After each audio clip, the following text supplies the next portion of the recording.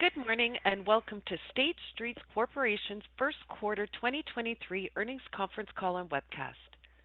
Today's discussion is being broadcast live on State Street's website at investors.statestreet.com. This conference call is also being recorded for replay. State Street's conference call is copyrighted and all rights are reserved. This call may not be recorded for rebroadcast or distribution in whole or in part without expressed written authorization from State Street Corporation. The only authorized broadcast of this call will be housed on the State Street website. I would now like to introduce Eileen Fizzle-Beeler, Global Head of Investor Relations at State Street. Thank you. Good morning, and thank you all for joining us. On our call today, our CEO, Ron O'Hanley, will speak first.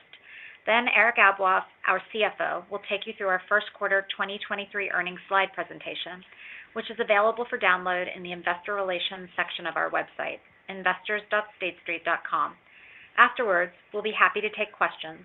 During the Q&A, please limit yourself to 2 questions and then re-queue. Before we get started, I would like to remind you that today's presentation will include results presented on a basis that excludes or adjusts one or more items from GAAP. Reconciliations of these non-GAAP measures to the most directly comparable GAAP or regulatory measure are available in the appendix to our slide presentation, also available in the IR section of our website. In addition, today's presentation will contain forward-looking statements. Actual results may differ materially from those statements due to a variety of important factors, such as those factors referenced in our discussion today and in our SEC filings, including the risk factors in our Form 10-K. Our forward-looking statements speak only as of today, and we disclaim any obligation to update them, even if our views change. Now, let me turn it over to Ron. Thank you, Eileen, and good morning, everyone. Earlier today, we released our first quarter financial results. Before I review our financial highlights, I would like to briefly reflect on the eventful operating environment in the first quarter. Investors had to contend with significant market movements and volatility driven by persistent inflation, continued central bank interest rate increases, and the recent disruption to certain segments of the banking industry. First quarter global financial market performance was choppy. January produced a very strong start to the year with gains across most asset classes, including equities recording the strongest start to a year since 2019. However, investors remain cautious about the prospect of enduring inflation and a potential recession in the United States. February saw that encouraging start recede as strong U.S. employment data led to growing concerns about the persistence of inflation, which in turn saw market expectations for central bank rate hikes increase, fixed income and equity markets decline, and the U.S. dollar strengthen. March saw continued rising central bank rates, which in turn drove shocks to both the U.S. regional and international banking sectors and the need to resolve a number of banks. All this drove negative market sentiment, contributing to large inflows into money market funds and a reversal of a number of the macro trends from the prior month. Both current interest rates and rate expectations decreased and the U.S. dollar weakened, although relative calm returned to markets by the end of the quarter. Notwithstanding these events, all told, global financial markets performed relatively well in the first quarter compared to the fourth quarter of last year, with broad-based gains recorded across global equities, while U.S. Treasuries experienced their best quarter since the first quarter of 2020. However, daily average equity and bond market levels both remained significantly below the year-ago period, with average equity markets down approximately 10%, which created headwinds for our fee-driven businesses, impacting our year-over-year financial results, which I will discuss shortly. Before I discuss our financial highlights, I would like to briefly comment on the recent events in parts of the banking sector. As the globally systemically important financial institution, State Street plays a critical role in the world's financial system. Our strong capital and liquidity positions, size, scale, and sophisticated risk management allow us to help safeguard investors and assist in providing market stability during uncertain times. We demonstrated this ability at the start of COVID 3 years ago when we helped establish the Money Market Mutual Fund Liquidity Facility and the Main Street Lending Program.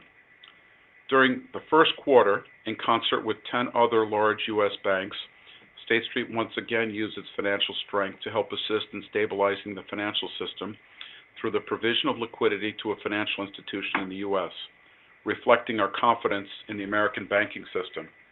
We stand ready to support the world's investors and the people they serve during this time of uncertainty through our investment servicing and asset management products, which offer clients opportunities, insights, and liquidity.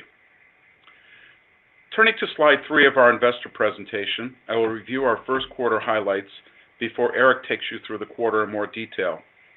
Relative to the year-ago period, first quarter EPS was $1.52, down 3%, as the positive year-over-year benefit resulting from our continued common share repurchases, as well as significantly stronger NII growth, were offset by lower servicing and management fee revenues, which were impacted by weaker average market levels, continued business and personnel investments to support growth, and a loan loss provision related to State Street's support of the U.S. banking system, which I just mentioned.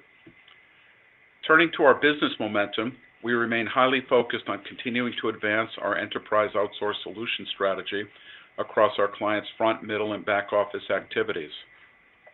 For example, in March, we announced our agreement to acquire CF Global Trading. This transaction will further expand State Street's current outsourced trading capabilities, giving our firm the ability to provide these services to new clients and markets. Importantly, the acquisition will allow State Street to expand its liquidity providing capabilities and offer a complete global trading solution as part of our Alpha front-to-back platform.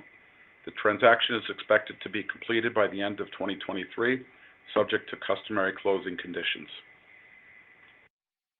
AUCA amounted to $37.6 trillion at quarter end, and we recorded asset servicing wins of $112 billion in the first quarter, about half of which were higher fee rate alternative mandates consistent with our strategy.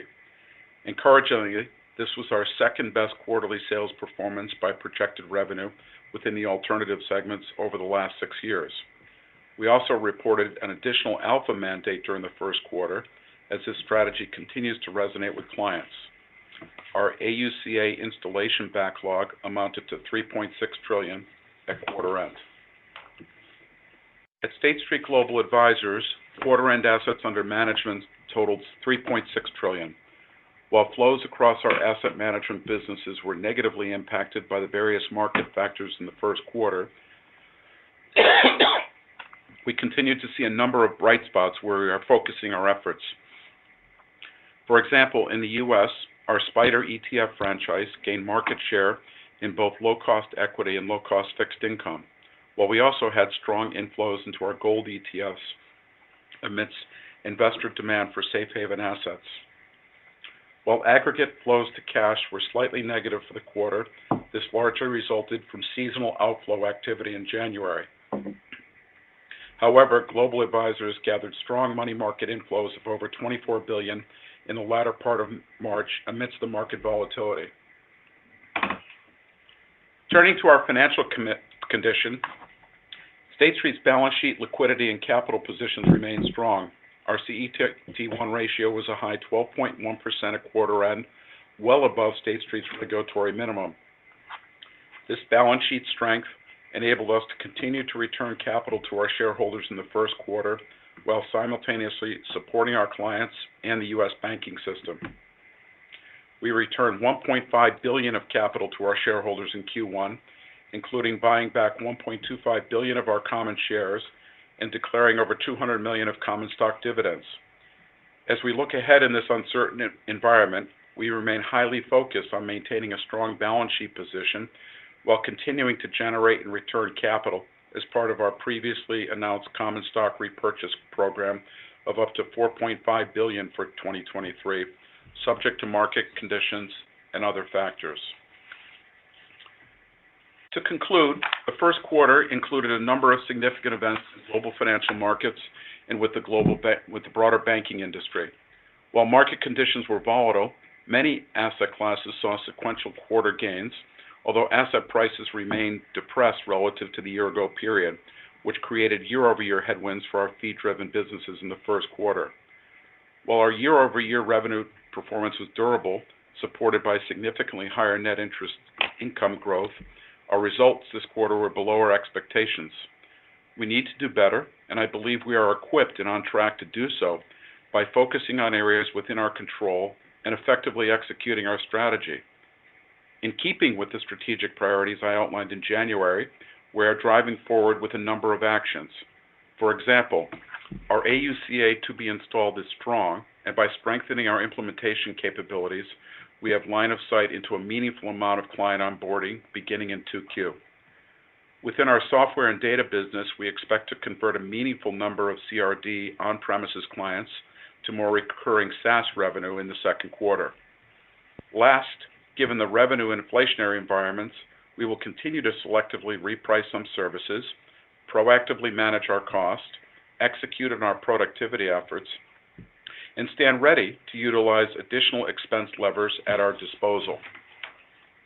With a focus on accountability and execution of our strategy, I continue to firmly believe in the ability of our diversified franchise to successfully meet the needs of the world's investors and the people they serve, while delivering value for and capital return to our shareholders. Now, let me hand the call over to Eric, who will take you through the quarter in more detail. Thank you, Ron, and good morning, everyone. I'll begin my review of our first quarter results on slide 4.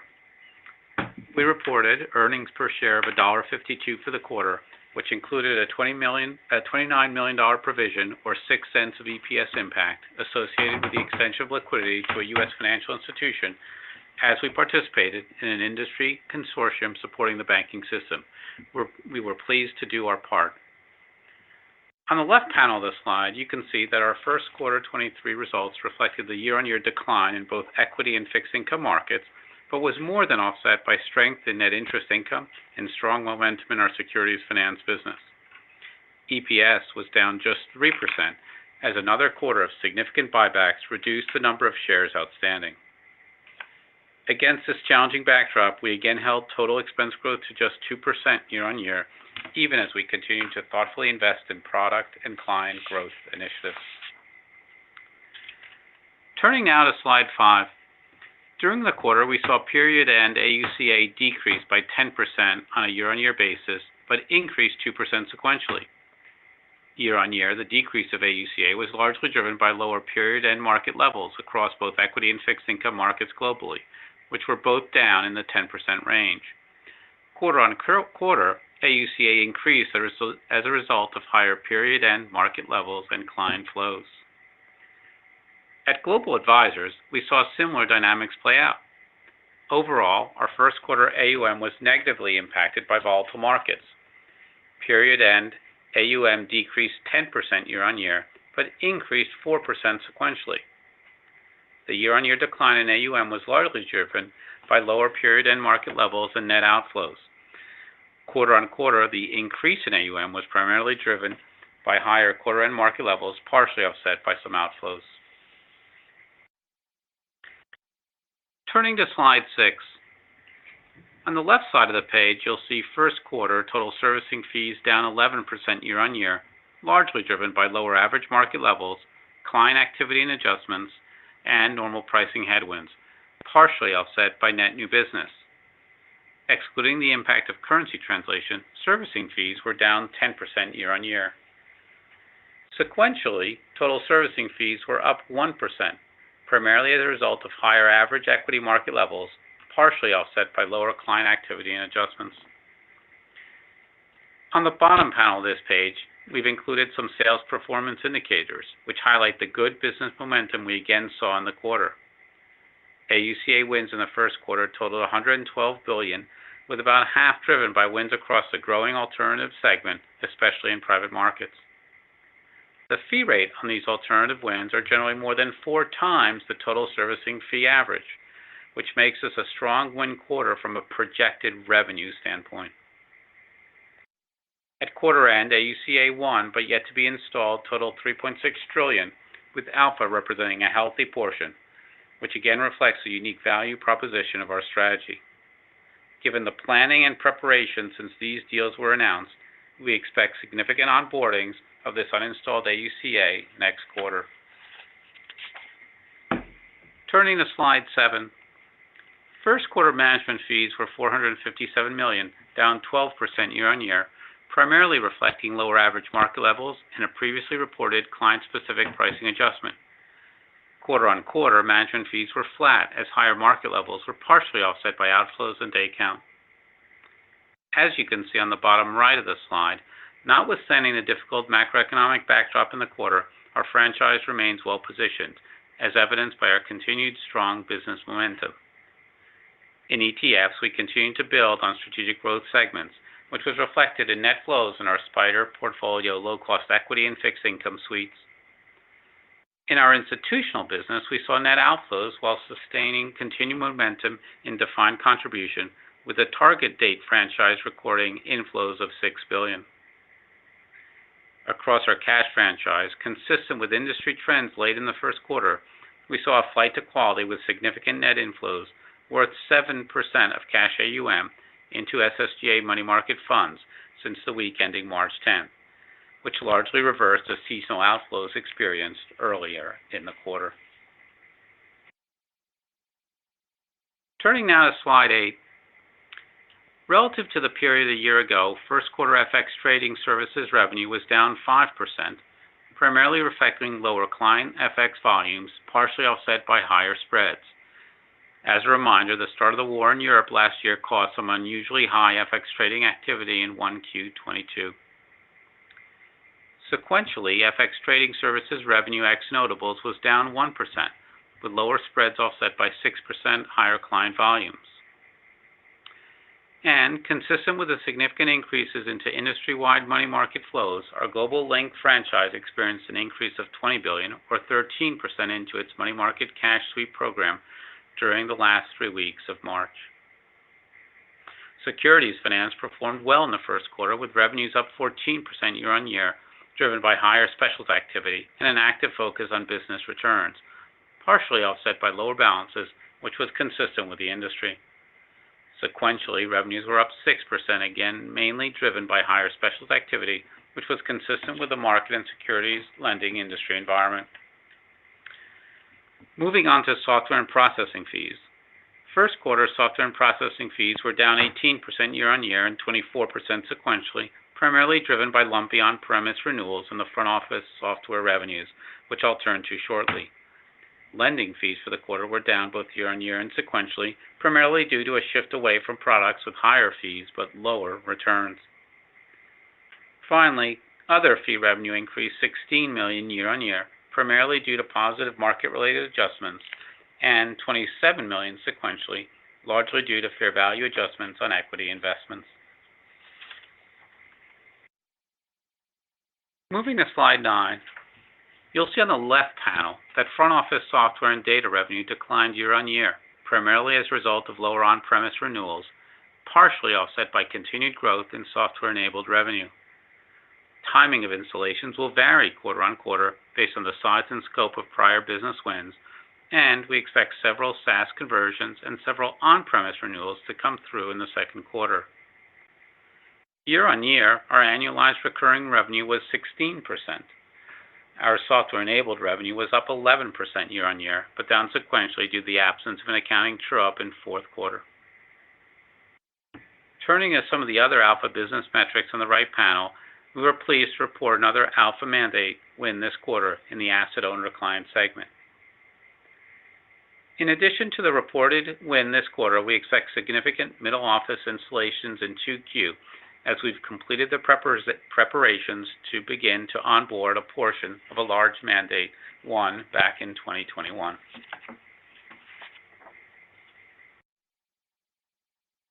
Turning to slide 10, first quarter NII increased 50% year-on-year, but declined 3% sequentially to $766 million. The year-on-year increase was largely due to higher short-term rates and proactive balance sheet positioning, partially offset by lower deposits. Sequentially, the decline in NII performance was primarily driven by additional client rotation out of non-interest-bearing deposit balances, partially offset by higher short-term market rates from central bank hikes. On the right of the slide, we show our average balance sheet during the first quarter.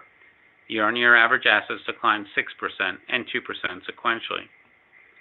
Average deposits declined 3% quarter-on-quarter, which is relatively consistent with our expectation for first quarter seasonality and client pricing preferences during periods of rising rates. Of note, average weekly deposit levels at quarter end increased 5% as we compared with the week ended March 10th. The stress in the regional bank space primarily affected consumer and corporate depositors rather than the institutional asset manager and asset owners that we serve. We, in contrast, saw some risk-off deposit inflows at the end of the quarter. Our operational deposits as a percentage of total deposits remains consistent at 75%. These are determined by regulatory guidance. U.S. dollar client deposit betas were 80 to 90% during the quarter, as expected. Foreign currency deposit betas for the quarter continued to be much lower, in the 30 to 45% range, depending on currency. Our international footprint continues to be an advantage.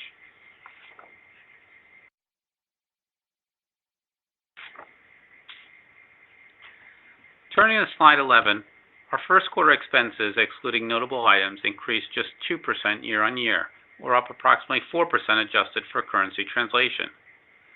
In the light of the current revenue environment, we are actively managing expenses while continuing to carefully invest in strategic elements of the company, including Alpha, private markets, technology, and operations automation. Compensation and employee benefits increased 5% year-on-year, primarily driven by higher salary increases associated with wage inflation and higher headcount attributable to lower attrition rates and insourcing. Total non-compensation expenses, on the other hand, decreased 1% year-on-year as continued productivity and optimization savings more than offset increases in certain variable costs and professional services. On a line-by-line basis for non-compensation expenses, information systems and communications expenses were down 2% due to benefits from ongoing optimization efforts, partially offset by technology and infrastructure investments. Transaction processing was down 9%, mainly reflecting lower sub-custody costs from declining market levels, as well as lower broker fees.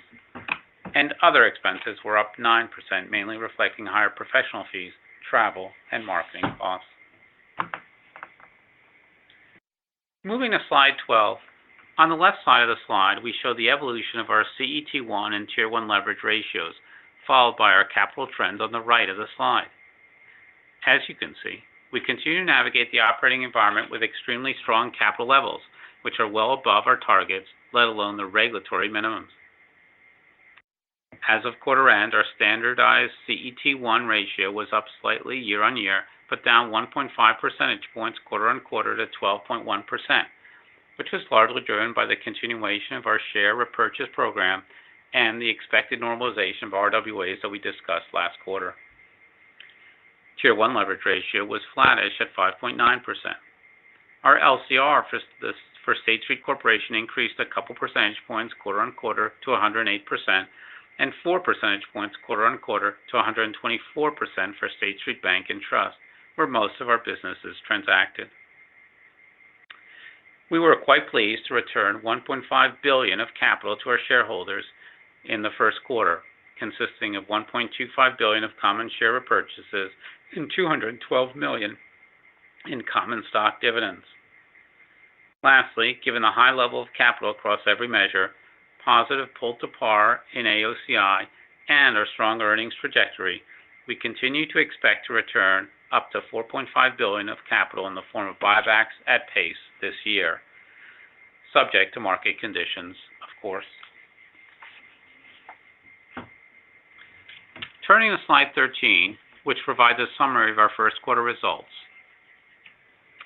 While there is certainly still work to do, we are pleased with the durability of our business this quarter against a very challenging backdrop and the continued competitive strength of our global franchise. Next, I'd like to provide our current thinking regarding the second quarter.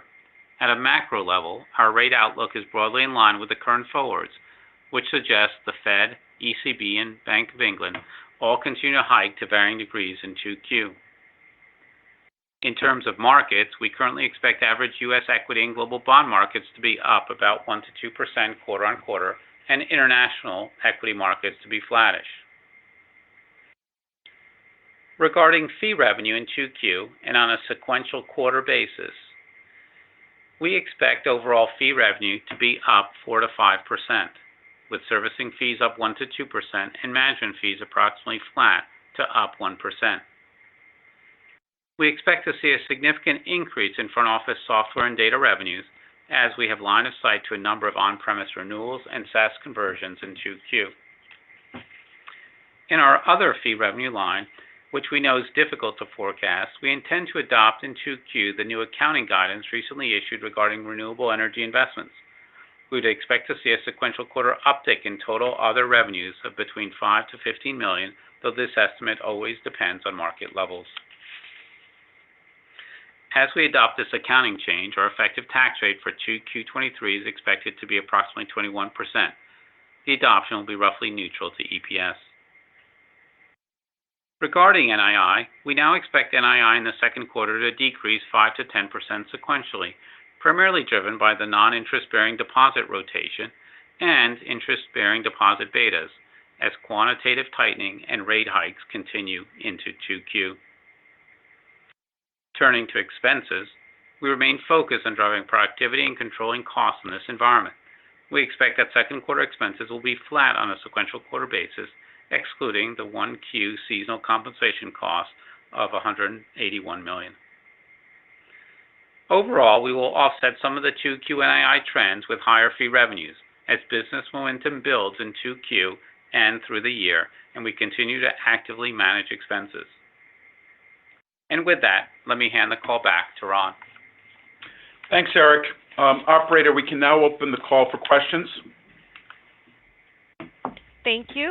Ladies and gentlemen, we will now begin the question and answer session. Should you have a question, please press star followed by the 1 on your touch-tone phone. You will hear a 3-tone prompt acknowledging your request. Should you wish to decline from the polling process, please press star followed by the 2. If you are using a speakerphone, please lift the handset before pressing any keys. One moment, please, for your first question. First question comes from Ken Usdin of Jefferies. Please go ahead. Thanks. Good morning. Just wanted to follow up on the NII side of things. So, Eric, maybe you can just kind of walk through how much of that 5 to 10% in the second quarter is simply the averaging effect, and also just made a point in your release about how deposits had increased since the early March to the end. What can you think about in terms of your expectations for deposit growth, both on an end of period and average basis going forward as well? Thank you. Yeah, Ken, it's Eric. The largest driver of our NII trends right now, whether it's the fourth quarter or the first quarter or first quarter to second quarter, is really the level of non-interest-bearing deposits. Those came down this past quarter about $5 billion. We had expected them to come down about $3.5 billion. And, we do a fair amount of forecasting on this. We think about January, February, March. It usually comes through in a U shape, and we actually had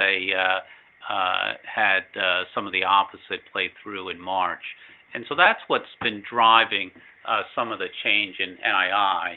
And in contrast, we've actually seen, good flows in interest-bearing deposits at the same time. So there's a, fair amount going on under the surface. As we look into second quarter, we expect this pace of non-interest-bearing deposits to continue to rotate. So, if you step back, last year we had periods where non-interest-bearing deposits were up $1 billion, then down $2 billion, then down $4 billion, then down $2 billion. Right? It's been quite volatile. And, right now we're expecting non-interest-bearing deposits probably to come down another $4 or $5 billion into the second quarter. And if you think about it, when, you earn 5% or more for those kinds of deposits on the asset side, and then pay zero, that can be a significant that's a significant amount of NII, right? Every $1 billion is worth 12, sometimes $15 million per quarter. And so that's what we are seeing flowing through. The hard work we're trying to do from a forecasting standpoint, and forecasting is always hard, is, how does the trend play out? And we do some of what you probably do, which is we've looked at, the last peak and the last low of non-interest-bearing deposits. The peak was 22%, the last low was 18%. On the other hand, in dollar terms, the last peak was $50 billion, and the last low was about $30 billion, and right now we're sitting at about $39 billion. And so that's what's really playing through the NII forecast. And then, as we play that out, we expect to see some of that non-interest-bearing deposit rotate into interest-bearing deposits. But to be honest, some of our clients who are sophisticated institutions are also looking at some of the other strong rates that they can get either in treasuries or money market funds. And so, at this point in the cycle, with the high level of prevailing rates, we expect deposits probably to trend down, another few billion into the second quarter. But this is all kind of dependent on client behavior and activity as we take a look at our forecasts. Yep. Thanks, Eric. And just one follow-up to that is just that, the types of changes in client activity, is this a different behavior than you've seen in the past in terms of where the ins and outs are coming from? I mean, obviously, we were all expecting deposits to come down, as were you, and then the events of the last month came through. So are clients just making different decisions with what they're doing with their even operational cash? Or how would you kind of, describe what's happening across the client base? Thanks. Yeah, I think clients are, clients are making a variety of different decisions here, and I think part of why we're seeing what we're seeing is that we've not lived in an environment where interest rates are at 5%, right? Whether you put that at the Fed or in 3 and 6 months Treasuries, right? And so clients have a fair amount of alternatives, and they're thinking about how to deploy, how to maximize, interest and yields for their own clients, especially, the kind of clients we have who are over time will always be price sensitive. When it comes to the operational nature of the deposits, you can see from our disclosure, and we added some of this, clients are incredibly sticky and stable from an operational standpoint. Operational deposit balances were steady, and the operational percentages continue to be very in a very narrow band. You have clients with several billions of dollars each often, but they typically have hundreds, if not thousands, of individual accounts with very significant transactional and payment flows, and that's why they're categorized as operational in nature. And so that behavior hasn't changed. That behavior of core custodial deposits is deeply ingrained in the structure of those accounts, the processing we do for them, the avoidance of overdrafts that they always try to that they don't want that they don't want. I think what we're seeing instead is, clients on the margin will find, for their discretionary, the last dollar of $100 of deposits, they're going to be rate seeking, and at these prevailing rates, they're going to look here and there. Now, sometimes we match them, with those rates, so we'll offer deposits at exception rates. Sometimes we help them with their sweeps or some of their treasury or repo interest, and so there's a variety of different ways we serve our clients, and we'll continue to do that. But clearly, at this point in the rate cycle, you kind of have some of the patterns that you and we would expect to have. Okay, great. Thanks for the color, Eric. Thank you. The next question comes from Brennan Hawken of UBS. Please go ahead. Thank you, and good morning. This is Adam Beatty in for Brennan. Just a quick follow-up on NII, and in particular, the geographic mix of deposits. So you've got kind of fairly steady trends, U.S. kind of going up and, and a higher beta, as you've called out in the past, and then non-U.S. somewhat going down with a lower beta.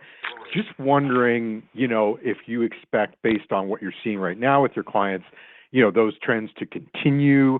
In particular, will we continue to see, pressure on non-U.S. deposit balances? And could those betas maybe be going up outside the U.S. as you say, the competing yields are somewhat higher? Thank you. Thanks for the question. I think we'll continue to see a range of behaviors across the geographies. I mean, I think the way I would describe them is in the U.S., with prevailing rates of where they are, you have this non-interest-bearing to interest-bearing rotation on one hand, and then you have, clients nudging on pricing in general, and we're kind of at that point where clients now, have incentives just like we do, to find a place to settle at with us. I think in Europe and pound sterling, it's still new, right?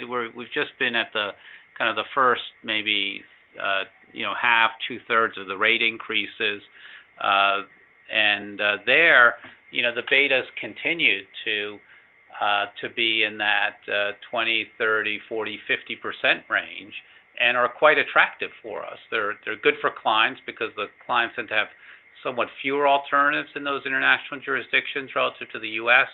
On one hand, on the other, there tends to be less price sensitivity on the deposits, and we do expect that to continue. And I think with more rate increases flowing through in the international jurisdictions, that'll allow us to continue to lag modestly the deposit rates that we offer as we see those play through. Great, that makes sense. Thanks, Eric. And then just turning to the buyback, pretty healthy in the quarter. You still got the kind of not to exceed target out there. So just wondering how you're thinking about that in terms of, deposit trends and capital needs, and and whether some of the disruption in the banking backdrop has maybe affected your thinking around the buyback. Thank you. Yeah, good question, and it's something that we've been very deliberate and thoughtful about. You can imagine as we saw the events in March unfold, we've been, thinking daily, weekly about how stable is the, broader banking system. The starting point for us is we've got an incredibly strong balance sheet, right? Our capital ratios are in the 12% range. That's 100 basis points above the top end of our range, 200 basis points higher than the bottom of our range.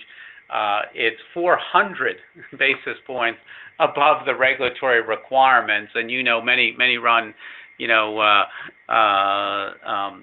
much thinner in terms of regulatory requirements, and we've always chosen to run with this kind of with a healthy buffer.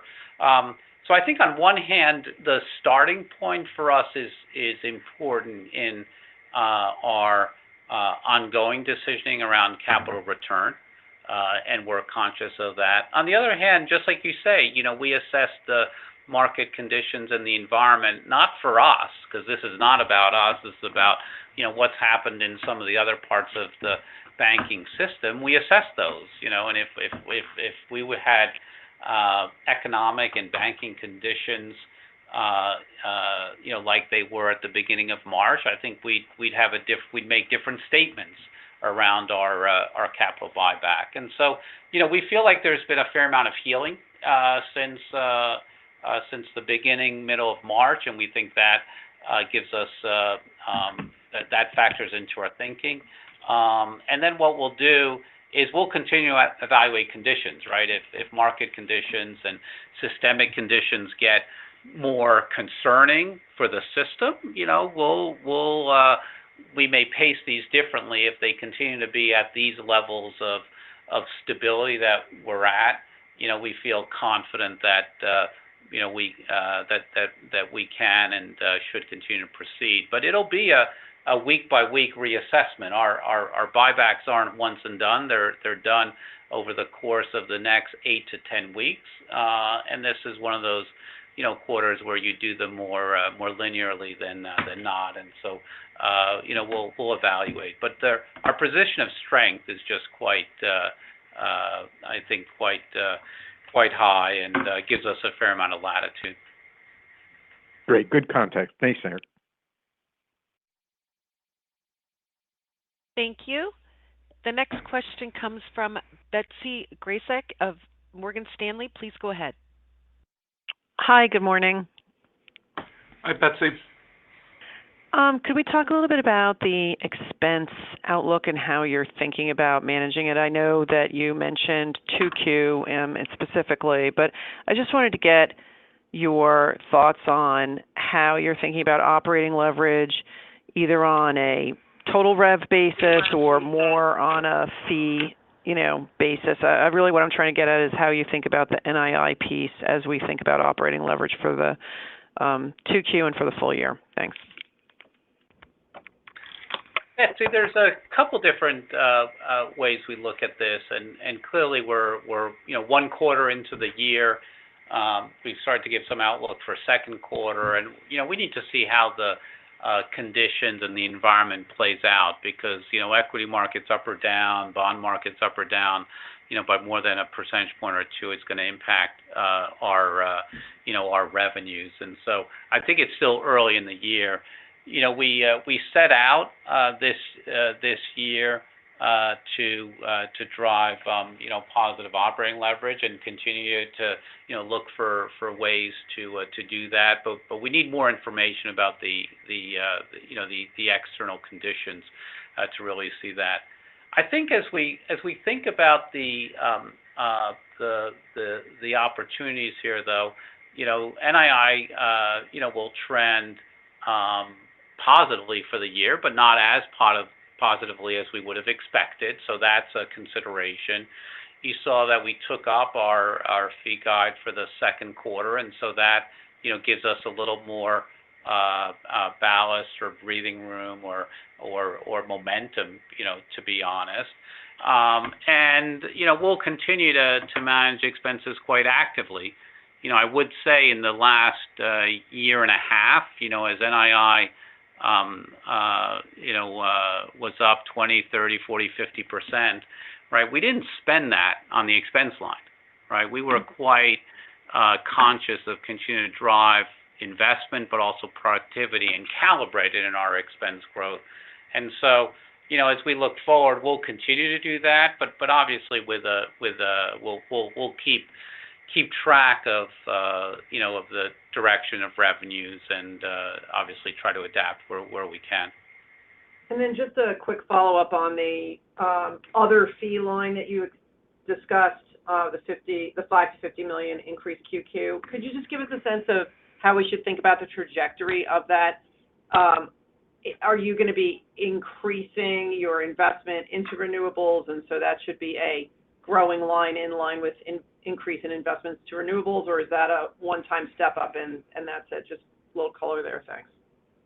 Yeah, it's the revenue impact on that line is a little bit of both, and we're still discerning all the specifics and doing the forecasting.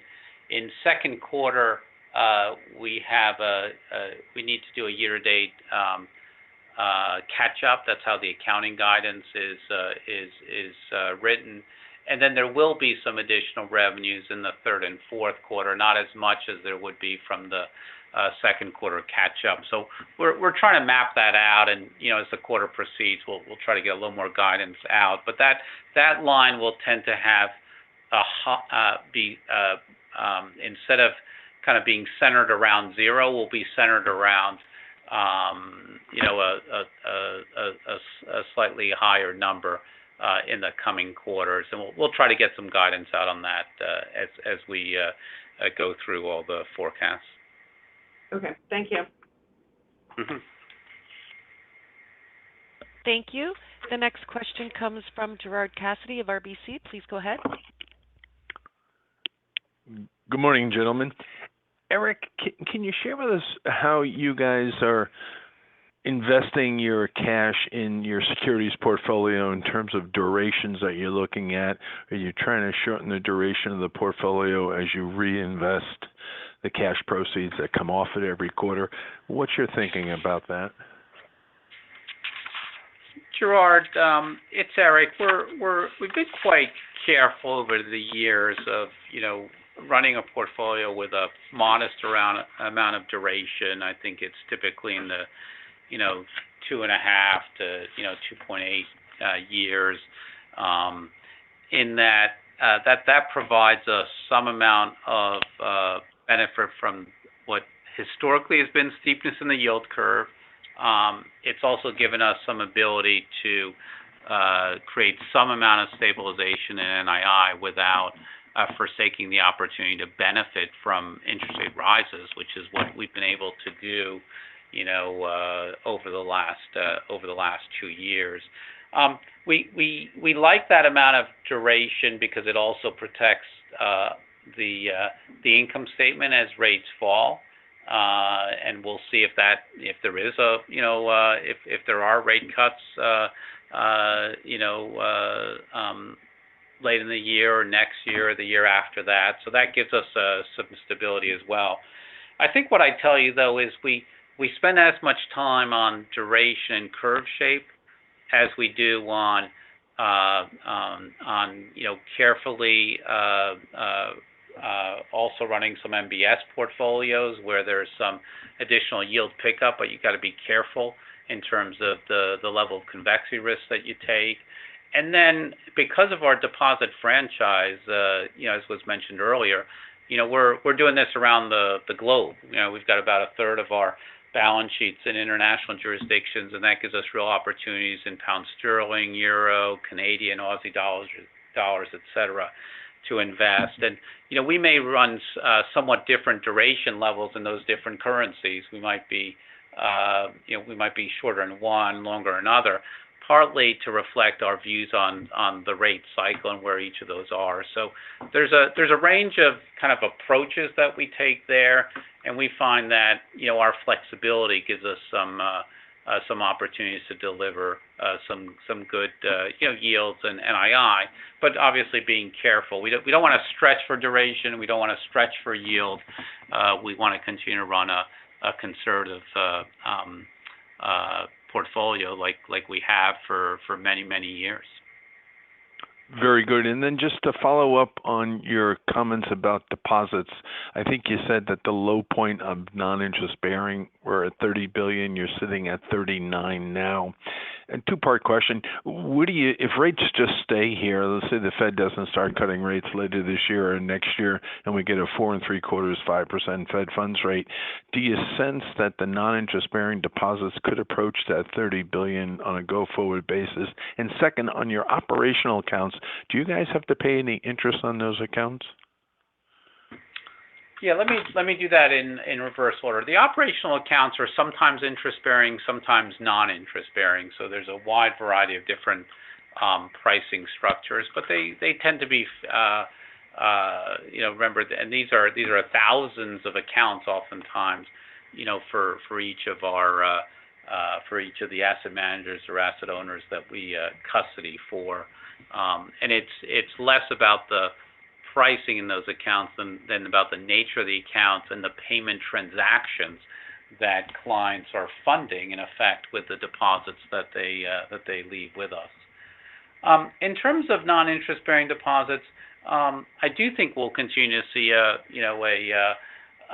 trend downwards. We saw a $5 billion trend this past quarter, which was $1 billion or two more than we had expected even back at that even back when we last gave guidance. We expect probably another $4 or $5 billion will come out in the second quarter. And then I think we do believe that there's going to begin to be some stabilization. I'd be inclined to think that we'll get to that $30 billion, probably later this year. But this is where there's no amount of crystal balling that we can provide. It's hard to really be sure. It could be at that level. It could be around that level. There's we've seen movements in non-interest bearing month by month that are plus minus $4 or $5 billion. Even in April, as an example, we've had days where non-interest bearings were in the $44 billion level, so $5 billion up above the recent average, and days when they were at the $34 billion level. So it's that kind of range and volatility that we're trying to forecast through. But clearly the trends here, and I think the last benchmark of that around that $30 billion level may be one that we approach potentially later this year. Very good. I appreciate the insight. Thank you. Okay. Yeah. Thank you. The next question comes from Jim Mitchell of Seaport Global. Please go ahead. Hey, good morning. Maybe just a little bit on the fee income story. You talked about a pretty hefty sequential growth, but not necessarily coming from the servicing line. But you talked about great momentum in servicing and onboarding. So how do we think about the trajectory on the servicing fee line as you onboard? Is it more of a back half story? And how are you thinking about full year with servicing fees? Yeah, Jim, it's Ron. So maybe I'll start here. On servicing fees, we, as Eric noted, we do expect growth, and it's driven by a couple of things. One is, we've been carrying for a while now a fair amount of AUCA to be implemented. A lot of that was tied to some systems development that needed to occur. That is occurring. So we're expecting to see a hefty amount of that AUCA to get installed. Secondly, the wins this quarter were, while it was a low AUCA amount, it was much more traditional back office plus this very large alternatives, both of which are easier to install, or they take less time to install. So we're actually quite pleased with how 2023 is shaping up from a sales perspective, and it's good that it's shaping up early in the year. So with all that, we do expect to have a meaningful amount of servicing fee growth. That coupled with, depending on what you believe about markets, tends to wash over everything that I'm talking about. But if you believe that there's some kind of market stability, we feel pretty good about the year as we would look forward. And Jim, it's Eric. Just to round that out, Ron's covered servicing fees. Management fees. Should give us some lift as well as we have some equity market appreciation, equity and bond market appreciation into the second quarter. I think if you go through the trading lines, second quarter's usually good. We'll have to see just how much volumes play through and spread. So, but you've seen we've been making a nice headway given the market volatility with specials and sec finance that will likely continue. In the software and processing line, we had one of the lowest on-premise renewal quarters this in 1Q, and that one just varies. If you just look at some of the materials in the deck, that could be $6 million, it could be $60 million. That was literally the swing from fourth quarter to first quarter. We expect as we had said some sizable upticks there as well. So there's a range of areas, and in effect, from a management standpoint, we're focused on every one of the opportunities and businesses, and harnessing the client momentum that we've been seeing. No, yeah, sure, Eric. I appreciate all that. But in terms of the sequential increase of 4 to 5%, it seems like a lot of it's coming from some of these, lumpy revenue streams that don't necessarily continue further out, whether it's other kind of catch up, whether it's software processes jumping back. But when we think about sort of the momentum in the back half, can that sort of new run rate in the second quarter, is that sustainable as you gain momentum in some of the more annuity-like revenue streams, or do we kind of have to push it out a little longer? I'm just trying to get a sense of, beyond 2Q, if you have a nice jump in 2Q, but is that really sustainable? Yeah, no, I understand the perspective. I think what I'd though remind you on software and processing, we had an unusually low print in the first quarter. So, the first part of the follow-up in second quarter is rebound, and then continuation. On-premise revenues have averaged about $30 million a quarter, for example. That's a reasonable kind of average that one could expect, but we printed $6 million this past quarter. So it's that kind of, I think, rebound we're expecting in second quarter, and then it should stay within the averages.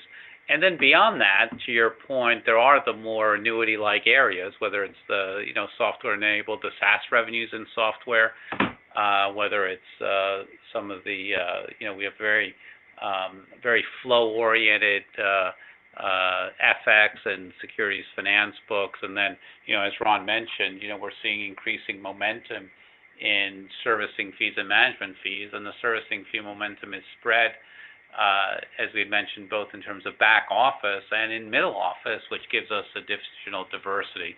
It's hard for us to predict the second half of the year, and I'll hesitate every April to reestimate the full year. But I think we'll know more as we get to June and July, and I'll certainly be able to give you an indication. But we're certainly seeing momentum of activity with clients, and expect some of these onboardings to come through, and we think that provides a step up, and then there should be some continuation beyond second quarter that'll be positive.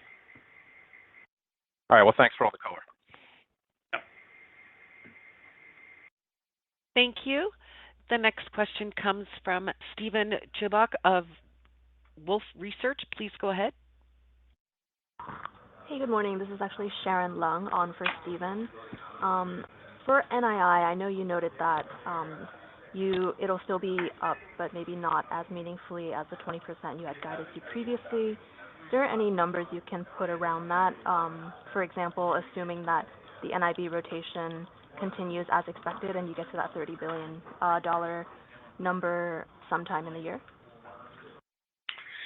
Yeah, I mean, this is where the forecasts just have a wide range of outcomes. I think given the first quarter report and what we expect in second quarter, we don't think that one can reach that up 20% for the full year. I think what we're wrestling with is just what's the pace of rotation, and what's the pace of some of the price sensitivity that we see in the U.S. clients at this point in the cycle, and that's what's harder to determine. So there's a range of forecasts we have, and if I had to kind of share it with you, I'd say if one thinks of it in a more dour way and expects more rotation and more price sensitivity, NII could be up 5 to 10% this year instead of 20%. On the other hand, if one's optimistic and believes some of the history where there is real attenuation in the non-interest-bearing deposits, NII could be up 10 to 15%. So there's a larger range than usual in the forecast that we have. And to be honest, just like I quoted some of the April year-to-date data and the range of levels that we're seeing, we expect that we expect to be that there will be quite a bit of range in the outcomes. Just really hard to predict, but maybe that gives you some perspective. It's probably a larger range than you're looking for, but we're trying to be as transparent and forthcoming as we can, given the facts and the information that we have here. Great. Thank you very much.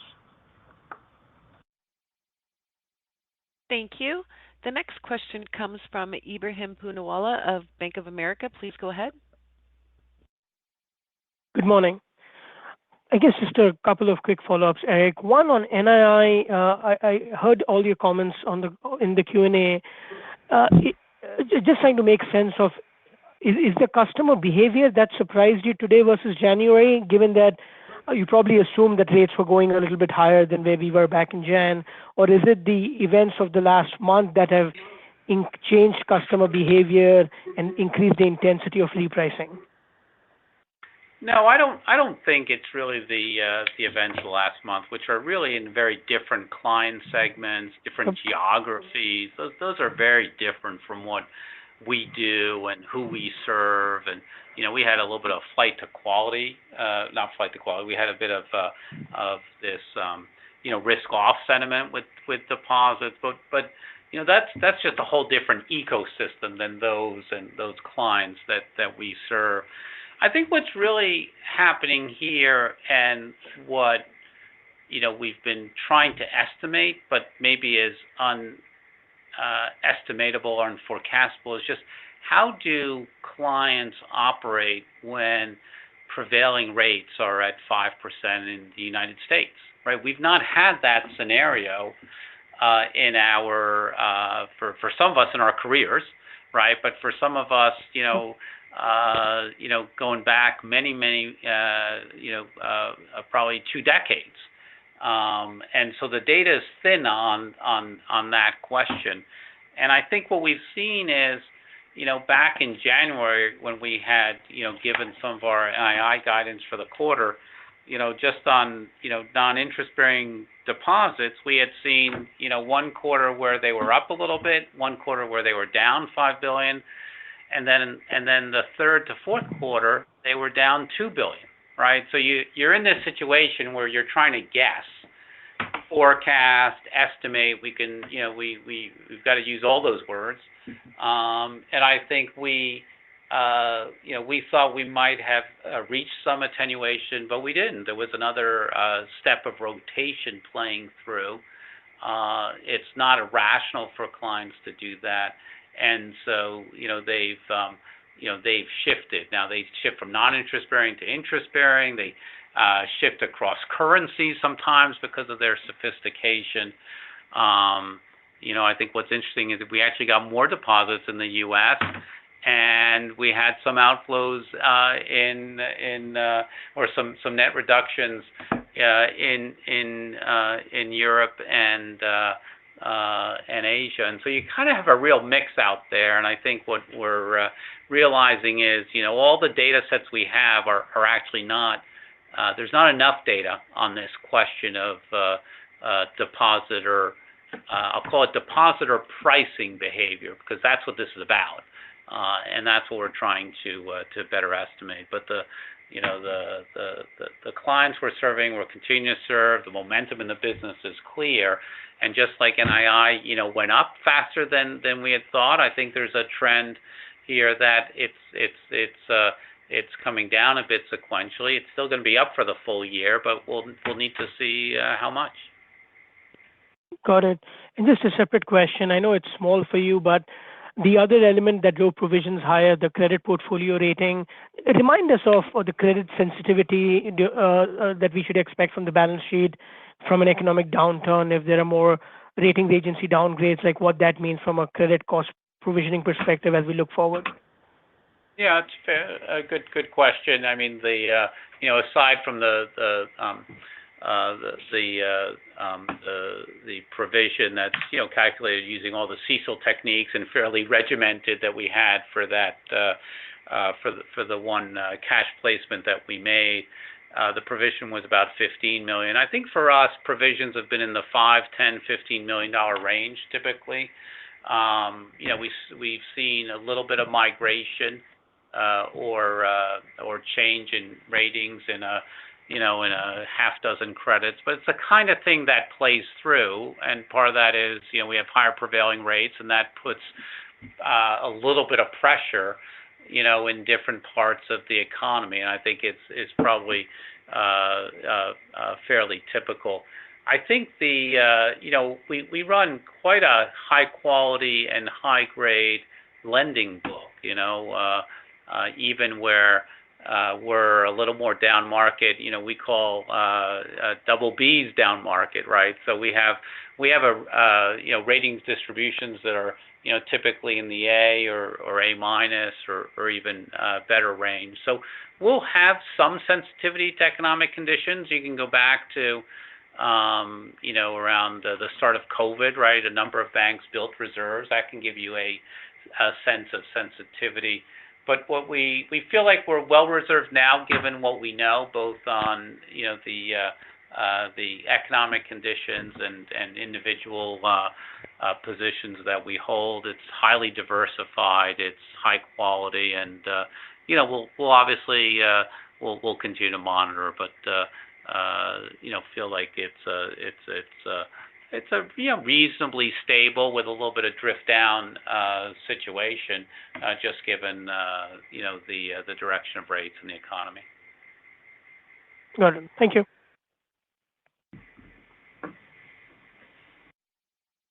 Thank you. The next question comes from Mike Mayo of Wells Fargo Securities. Please go ahead. Hi. As you know, the market's been a little jittery since Silicon Valley. And can you just make it crystal clear? I mean, I think I know the answer, but I need you to really explain why this is an earnings issue and not a liquidity issue. And on the earnings issue, just to make sure I heard you correctly, your non-interest-bearing deposits went from $44 billion down to $39 billion. You think base case it might go down to $34 billion, but the low end of the range, which is possible later this year, would be $30 billion. So I'd be going maybe non-interest-bearing deposits from $44 billion down to $30 billion. That'd be $14 billion less in free money. You said it's $12 to $15 million per $1 billion. So just taking the worst case, you go down to the $30 billion, it hurts you $15 million. We're talking about $200 million of earnings lost, which might be around 7 or 8% of your EPS if you look at kind of a run rate sort of thing. So first, is my math correct there? That is the earnings issue, and then reassure, if it's appropriate, that this is not a liquidity issue. Yeah. Mike, why don't I start? I think that as you're calculating the worst case, I think your math roughly is correct. We're doing all we can to avoid the worst case, but I think your math and how you get to the earnings impact is right. Assuming the in effect 100% margin on the deposits. In terms of liquidity, there's nothing here that approaches a liquidity issue, right? These are custody deposits, as Eric noted. They're operating deposits. And, to give you a sense and a little more explanation of why we've got X number of clients, but a multiple number of accounts. And if you think about it, a mutual fund company probably has at least one account per fund they have with us, if not more. It's to actually run their funds. If you look at the liquidity coverage ratio, which Eric walked you through, it's up at 124% now. It's actually gone up, not down. So, yes, this is an earnings issue, and one that we intend to offset to the extent possible with the primary source of our revenue, which is fees, as well as continued careful management of expenses. And then a follow-up to that, you said you're not changing your buyback, so you have $4.5 billion for the year. You've done $1.25 billion, so you have $3.25 billion left. With the current market decline, that would be 14% of your market cap. So to the extent you see this as a step down, but not life-threatening, what's your appetite toward completing that buyback, and how soon are you able to enter the market? Yeah, I mean, Mike, I think Eric explained it well. If you look at our capital levels, and the fact that we had held off buying back shares for, quite a large amount of, basically for most of last year, we feel comfortable continuing the buyback. We're obviously conscious of the environment, so we feel comfortable doing that, and we certainly feel comfortable about ourselves, but there is the system in which we live, and to the extent to which the system started to look very different from what it is today, look a whole lot more like or even worse than what we saw in March, we're certainly not going to ignore that. But based on what we know now and our financial strength, we think it's actually quite prudent to do so.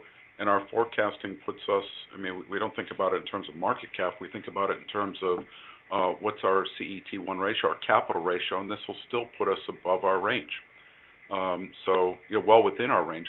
So this is something that at this point we feel very comfortable doing. And Mike, it's Eric. I just underscore, right, the capital and liquidity, strength and ratios are just incredibly high and robust, by every measure that one can see, and we've shared quite a bit of that. And that's the reason why we're comfortable at this point, proceeding with our buyback. We'll, I said in my prepared remarks, we do it, through the rest of the year. I said we do it at pace, and even within a quarter, we typically start buybacks, the day after earnings, and then we will, operate and execute on them, subject to market conditions, of course, but we typically execute on them, over the 8 to 10 weeks of, available days during the quarter. So it's we've got good confidence in the broader system, and enormous confidence in our particular position here. On earnings, we'll work through the earnings issue. NII is something that we configure our balance sheet to earn when rates move up, and the balance sheet, does give some of that back when rates come down. And we'll obviously continue to drive our focus on fees and manage expenses and drive what really is a multi-year trajectory. One last time, crystal clear. So there's nothing about the reduction in the, quote, free money, non-interest-bearing deposits, or anything else in your results that would give you pause to continue buying back your stock? None. All right, thank you. Thank you. The next question comes from Rob Wildhack of Autonomous Research. Please go ahead. Hi, guys. I wanted to unpack some of the RWA dynamics in the quarter. RWAs were up 7% sequentially, but the overall balance sheet, I think, was down 3 or 4%. So can you just give us some color on what was going on there? Sure, Rob. It's Eric, and I think there's some materials on RWA both in the earnings deck on page 12 and then further back in the addendum. I think if you remember, fourth quarter we had a particularly low print in RWA, which we had signaled at our fourth quarter earnings call in January. Overdrafts came in lower than expected. Some of the risk-weighted assets associated with the FX books came in lower because of the late December move in dollar rates, and so we had expected a rebound of about $10-15 billion of RWA from fourth quarter to first quarter. And you saw we got about $8 or $9 billion of that. We still came in a little light on overdrafts, which is fine. Part of that is the amount of cash in the system and the cash and deposits that we're holding on behalf of our clients. You see RWA is still down year over year, and that's because of a fair number of optimization efforts. We felt like there's real opportunities for us to grow the franchise on one hand, but deploy RWAs in very high quality and higher returning ways on the other, and support our clients. And so, we've been adjusting the deployment across the FX books. You think about how much do I want to deploy in the forward space and the long dated forwards versus spot and securities finance. There are different amounts, but we're quite well off when it comes to capital, and our plans here are really to continue to find ways to smartly deploy additional capital and additional RWA to drive organic growth. Thank you. And then I appreciate the color on the to-be-installed business and the on-prem enterprise trajectory from here. But could you just remind us how long those installs typically take to convert to revenue? Yeah, when we described the installation going into the second quarter, we were describing those as realized revenue installations. So, in effect, the way the accounting works typically is when we win, we don't book the revenues, but it's only at the installation date that you begin to book them. So you'll see both the backlog assets under custody in the second quarter begin to come down, and some of the servicing and middle office revenues float upwards. And similarly for the software and data processing areas, you'll see something in that direction as well. Okay, thank you. Thank you. The next question comes from Vivek Juneja of JP Morgan. Please go ahead. Hi, Eric. Hi, Ron. A couple of questions. Firstly, CRD revenues. I know you said it should, Eric, the on-premise revenue should bounce back in the second quarter, but just want to step back and look at it on a full year basis, the entire CRD revenues. What is your expectation at this point for full year growth in that, looking at all those three subcomponents together? Yeah, Vivek, I don't know that in January, we went into that level of detail. I think what we've said in the past is that that there's a range of revenue growth in our different fee categories. We've described, back office as growing, towards the traditional back office, growing closer to the, lower single digit revenue growth. We've described middle and front office, which would include CRD at high single digit growth. There'll be years when it could be double digit revenue growth. So that's what we've said about that category. This category, I think, what we see in particular in software is, the on-premise revenues over time will may not be as heady, but we do see real momentum in the combination of, the software enabled and SaaS.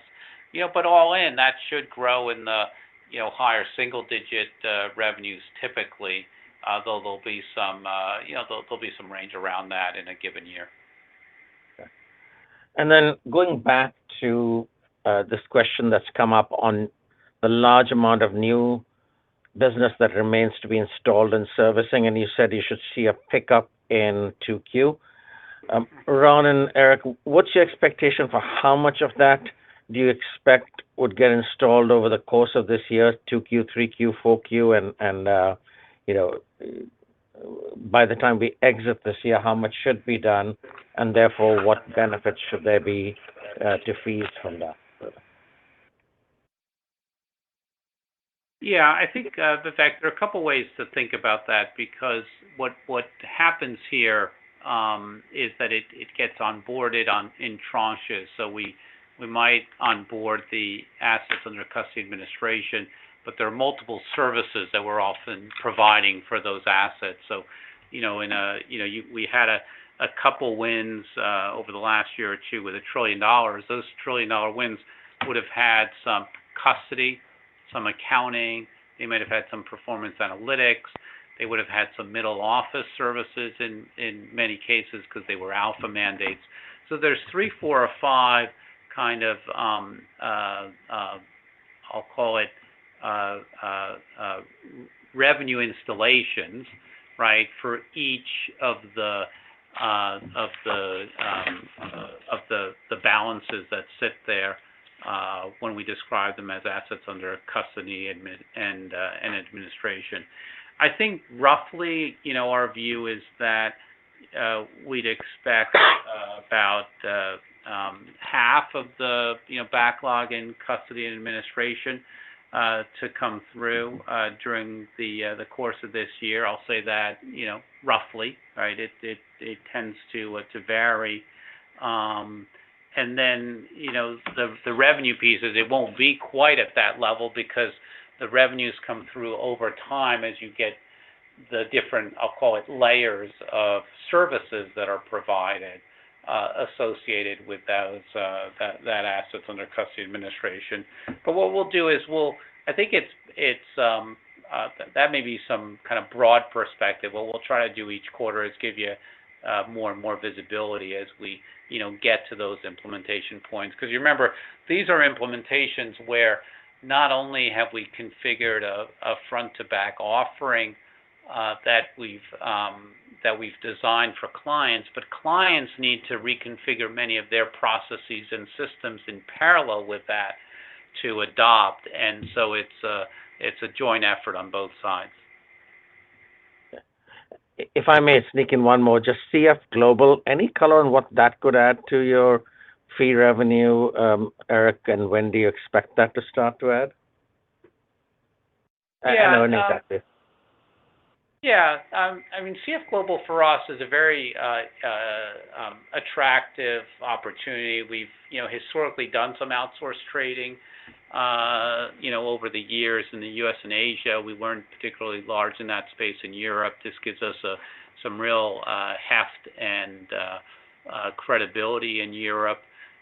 It's an acquisition that'll close, likely at the end of the year. So I think it's really a 2024 topic. And, we're looking at a business like that between what we have and what we're adding, to be in the $30 to $50 million range of revenues next year. Now, we've got some of that today, but what we purchased in CF Global really is distinguishing in terms of capabilities, product lines, lets us build around what we have, and then drive some real incremental growth. And so something we're very excited about because it fits into being the enterprise outsourcer. You do that for custody, accounting, middle office, front office, and we do it for the for the CIOs of small and mid-sized companies. And it's really it fits very well with our positioning and strength. Thank you. Thank you. There are no further questions at this time. I will turn the call over to Mr. O'Hanley for closing remarks. Thanks, operator, and thanks to all on the call for joining us. Ladies and gentlemen, this does conclude your conference call for today. We thank you for your participation and ask that you please disconnect your line.